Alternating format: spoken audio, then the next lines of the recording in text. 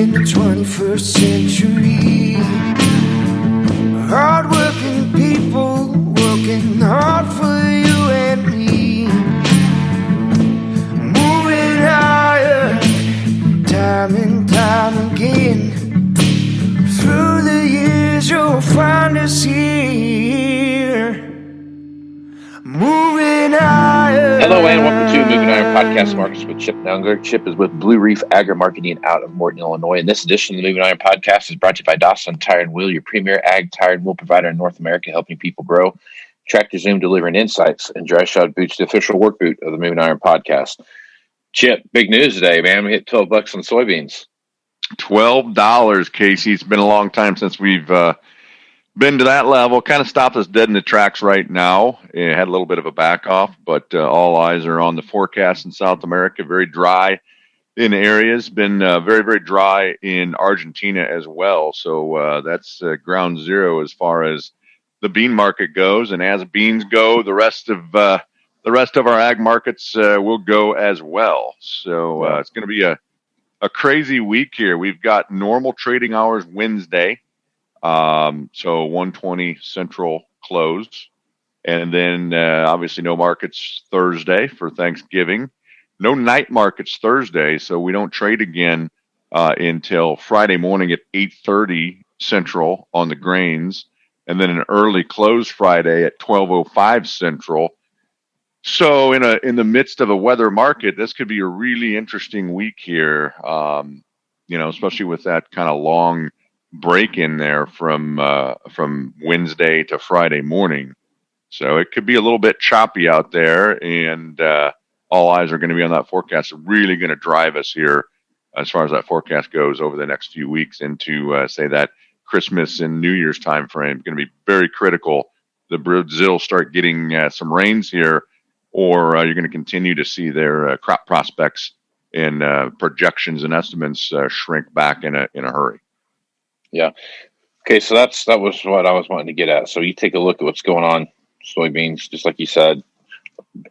There's like this kind of a little bit of an axe hanging over your head, kind of slowly sawing through a piece of rope that either is going to cut your head off or it's going to do something pretty amazing and cut open a bigger run up. So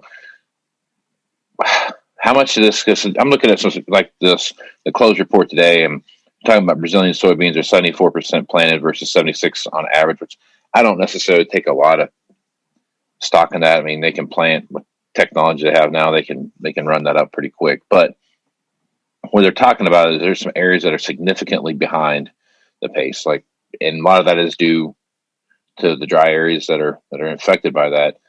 But the current USDA estimates for Brazil and Argentina soybean production is 133 million metric tons and 51 million metric tons. Private estimates can be found under these numbers, but it's getting harder to argue higher. Where, I guess, as you look at planting progress and then as you look at those kind of things, I just don't see anything but upward movement for soybeans, unless I'm just being a Super Bowl here. But I guess what's your thoughts there? Yeah, they start off really slow as far as their planting pace down there because it was so dry. And they did get a few rains, and that planting pace really caught up almost back to normal in Brazil. It's still running a little bit behind the pace in Argentina. They're only about, I think, as of the end of last week, about 28% planted. I might have said harvested there. I'm not sure. But planting pace, 28% in Argentina. A little bit behind average there because of the dry weather. So you can't that growing season down there is a little bit different. It's a little bit longer, and they have a little more tropical type season than maybe what we do. So you can't, to your point, you can't go fully off of the planting pace. But these areas are, critically dry. Some of those areas in Brazil, 40+ year records as far as dry weather and how far behind average they are as far as moisture goes. So that you don't just fix that typically when you're that dry and that big of a trend. You don't fix that overnight with one rainfall. So that's something you really have to watch. And, that they're not going to have a whole entire drought across the entire growing area like we might. Like 2012, it was pretty general here. Typically not going to see that in South America because they're so far spread out. It's a couple thousand miles north to south that they grow soybeans there. So it's not a huge overall area, although it's a pretty big chunk of that country's growing area that is dry right now, and critically so. So I think planting wise, they're going to get it in the ground. The question then becomes, can they get it up and growing and get some rain? Because if they don't get some rain, that 135 million metric ton crop is history, and it might be already. Logically, my head says that you're shrinking that, and I don't think we'd be at $12 if the market, didn't think that that was shrinking a little bit. To what extent, we don't know. You probably got to get into late December and the first half of January, kind of find out how much rain they've got and what stage they're at as far as normal precip at that point to start making a better guess as to what their crop size is. But here coming the last week or so of November, we've looks like they've got a real problem on their hands with way below average precip down there in the southern hemisphere, driven by La Nina, which isn't going anywhere, by the way. And I don't like to talk about it this time frame, but you look at a drought monitor here of the United States, and it the Four Corners area is where it's the worst, and spreading out, to your area, even kind of spreading into center part of Illinois is showing up on the drought map right now. We have plenty of time to fix that here, but a lot of these forecasters are saying La Nina probably going to stick around for a little while, and the longer it sticks around, the more we may face below average precip during our spring and summer. So it's very definitely something that's going to affect our markets right now and for the foreseeable future. Yep.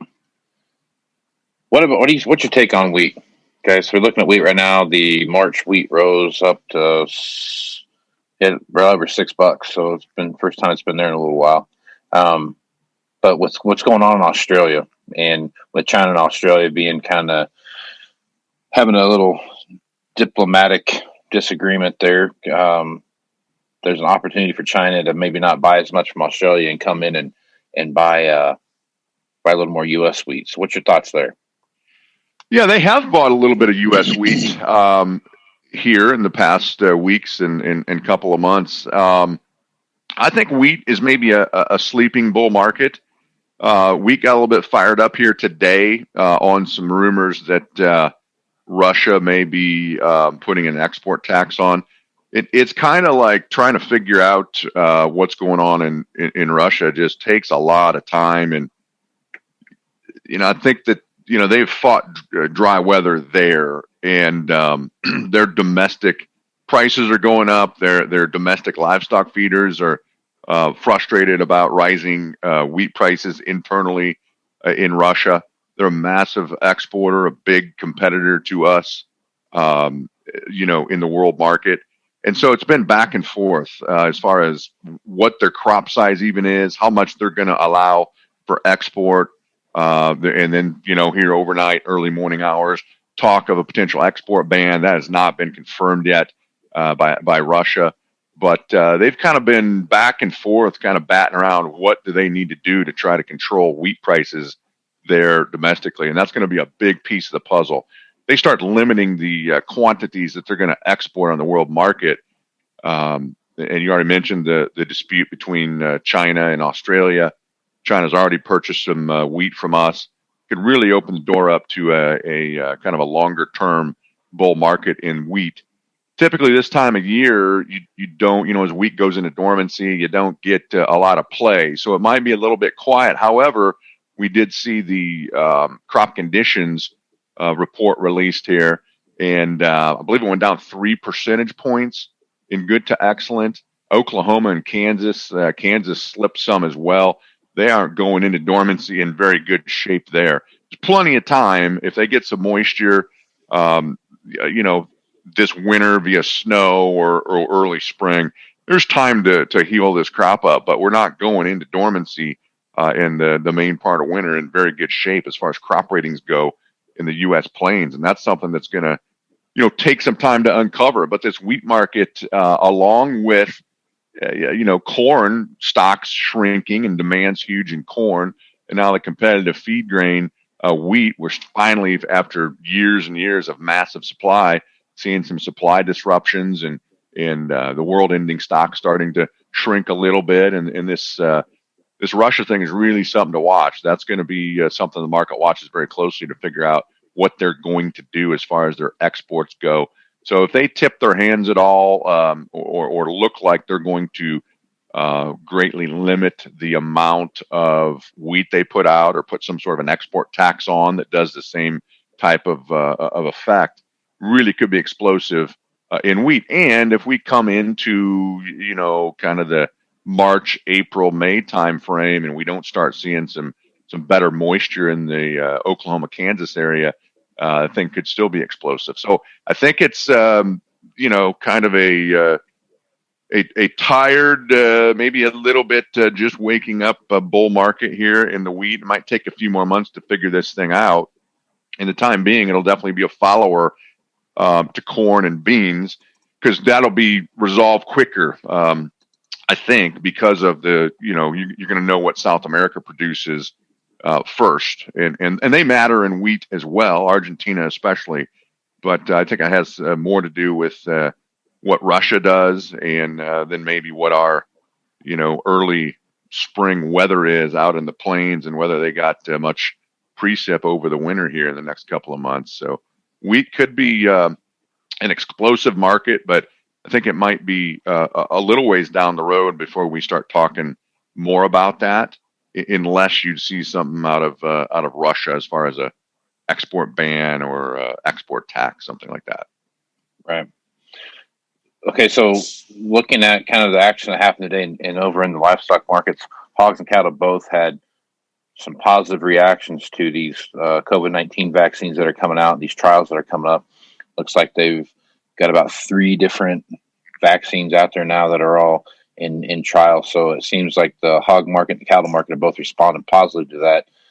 That being said, cattle also has punched through kind of that 108, 110 resistance level that we'd seen for a while, and it's up there in that 112 to 113 range. So I guess as you take a look at what's going on there, what are your thoughts there as so many of these bars and restaurants and other dining establishments that are getting kind of some COVID restrictions put on them? Yeah, it's the cattle market has been thrown around a little bit and beat up. We had a pretty ugly week last week. There's a lot of news out, almost fake news. It's been a really weird week last week about COVID cases at a JBS plant in Greeley, Colorado last week.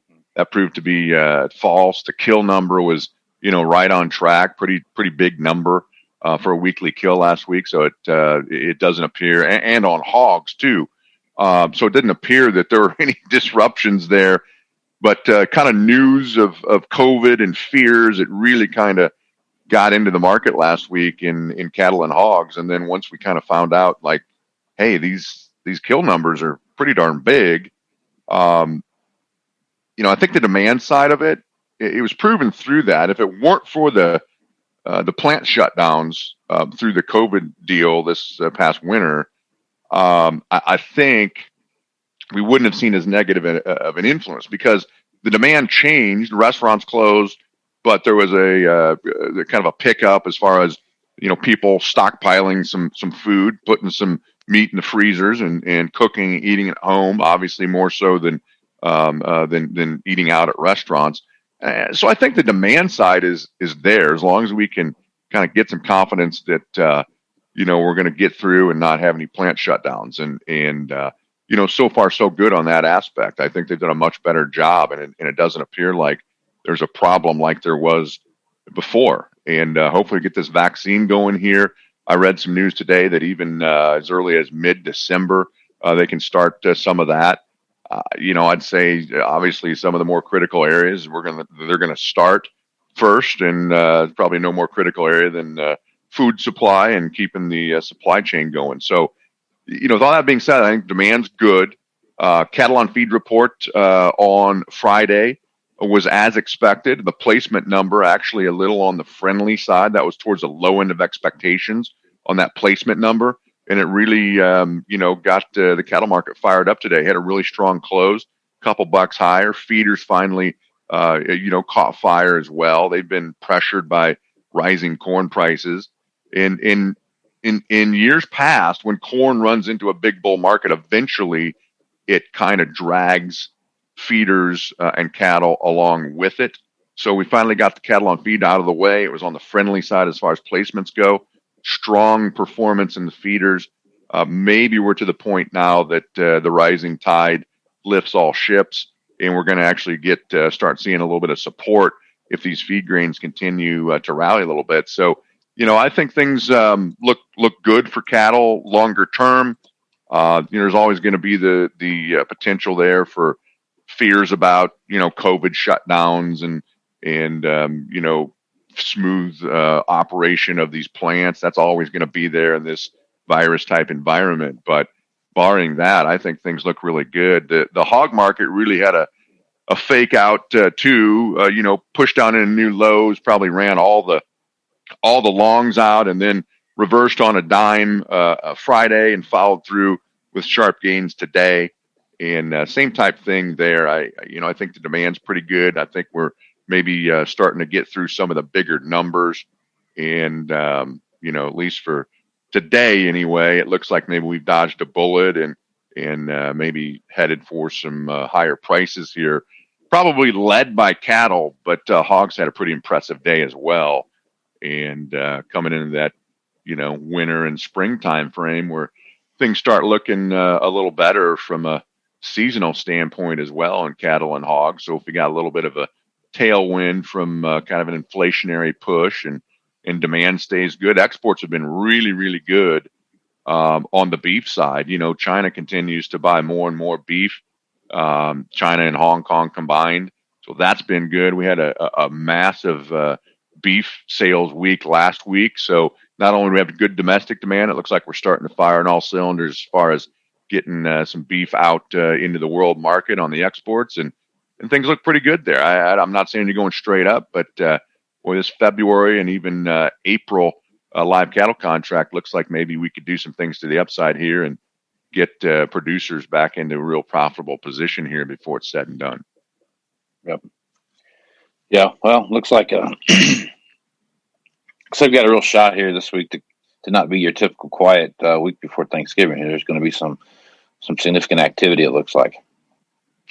I think it could be wild in these grains, and forget the weather market for a second. There's been only a few times in the past where beans have been up at these levels, $12 plus, and almost every time before the ultimate top gets put in, you see massive volatility, and you haven't really started to see that yet. There's been a little bit of chop back and forth.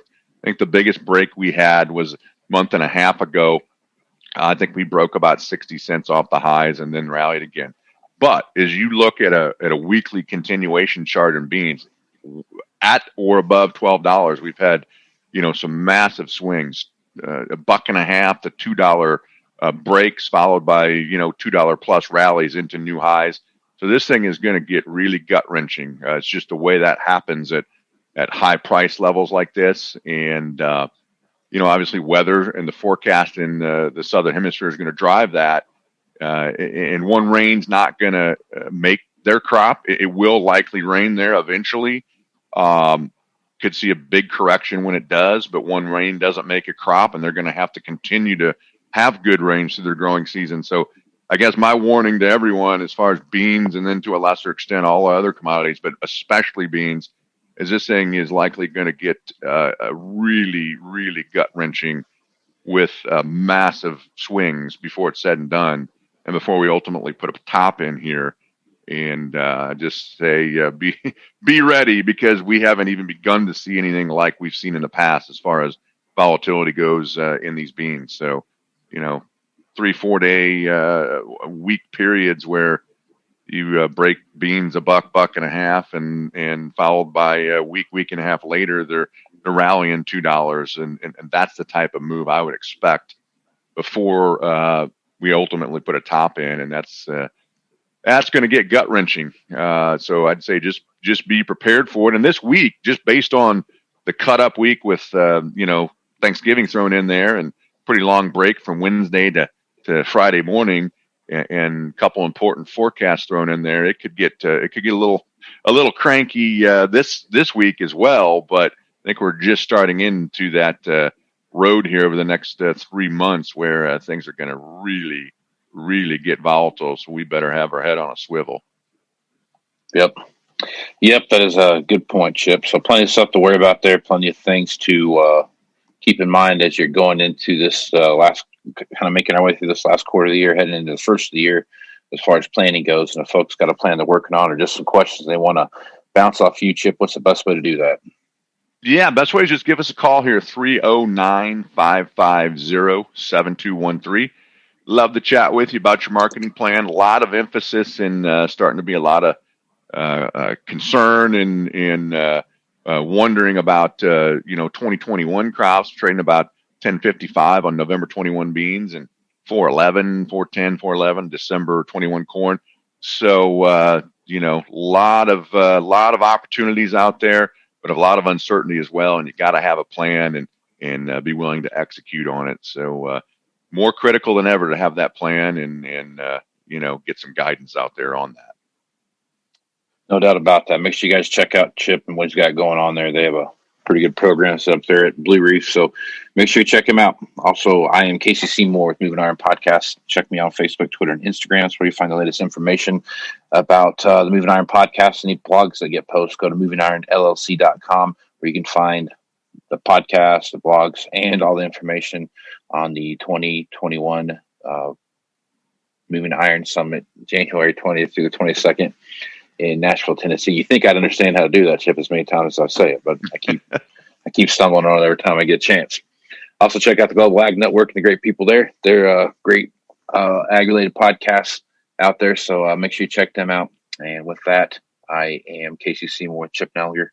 Let's go with some iron, folks. Out. Moving iron in the 21st century.